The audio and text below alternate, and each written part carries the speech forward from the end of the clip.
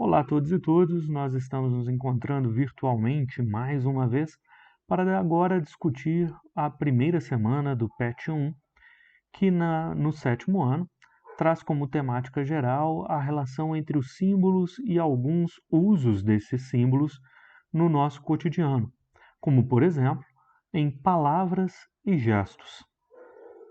Às vezes a gente não nota como muitas das coisas que nós fazemos, muitas das formas como nós agimos, são simbólicas, representam símbolos. A palavra símbolo em grego, ela significa jogar junto, quando você joga alguma coisa junto com a outra. Quando você fala alguma coisa e esta coisa que você fala remete a outra que você não precisou dizer. Isso é um símbolo. Por isso que nós podemos dizer, por exemplo, que um emoji é um símbolo. Porque naquele emoji, por mais que não esteja dito tudo o que você pretende, ele vai dizer algumas coisas.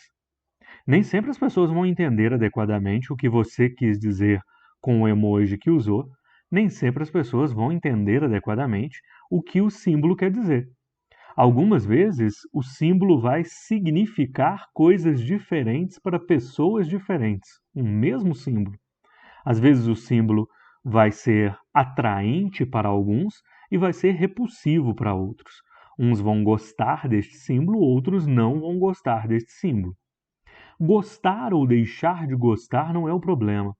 O nosso problema em ensino religioso é respeitar o uso desses símbolos. Porque sempre aquele que está usando acredita naquilo que está usando. Aquele que está usando acha que aquilo é o melhor. Então, nós não podemos pura e simplesmente julgar dizendo que o símbolo que está associado à minha religião é muito melhor do que o outro e por isso eu vou tratar mal essas pessoas que usam símbolos diferentes dos meus. Mas bem, nesse momento agora, o nosso objetivo é observarmos que esses símbolos podem estar associados a coisas mais simples até do que parecem. Por exemplo, palavras.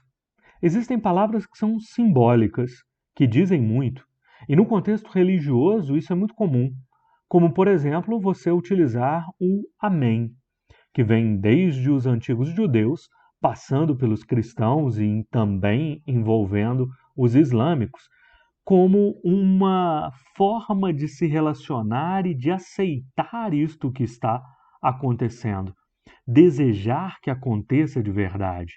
O amém é o assim seja. Assim eu desejo que seja. Assim eu quero que aconteça. Então ela é uma palavra muito mais forte do que simplesmente a junção das suas letras. Mas também existem outras palavras em outras religiões que possuem força e que são simbólicas para essas religiões, como, por exemplo, o Odoiá para o Candomblé e a Umbanda, quando estão homenageando a Iemanjá, a Rainha dos Mares, ou como o Namastê, que é uma palavra que representa para os hindus uma saudação do Deus que está em mim para o Deus que está no outro. São dentro de uma cultura hindu que acredita na existência de divindades diversas. As palavras possuem essa força de símbolo, assim como os gestos possuem essa força de símbolo. Então, por exemplo, para um católico é comum fazer o nome da cruz. E ao fazer o sinal da cruz, ele está ao mesmo tempo se benzendo, se protegendo. É comum também juntar as mãos quando se está rezando, e isto também é um gesto.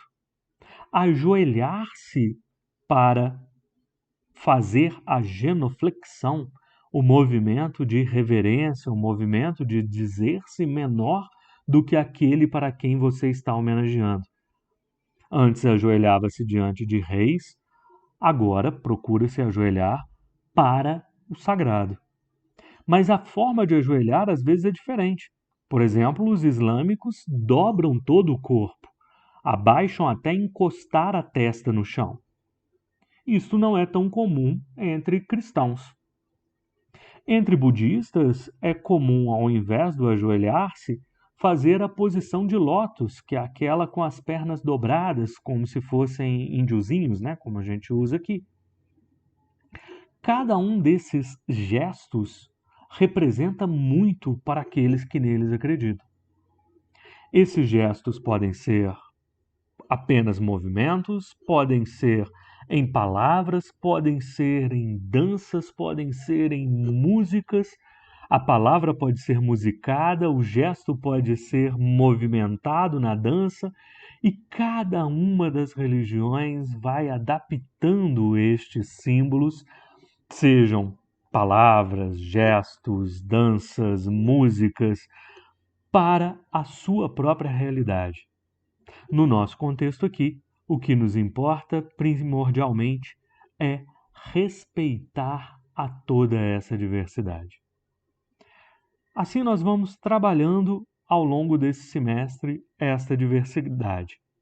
Nesse primeiro momento, apenas chamando atenção para essas diferenças entre símbolos em palavras, símbolos em gestos, símbolos em palavras em movimento, musicadas, símbolos em gestos em movimentos, como a dança, mas que cada uma, na sua qualidade, traz um grande significado e uma grande força que merece e precisa ser respeitado. Até uma próxima, um grande abraço.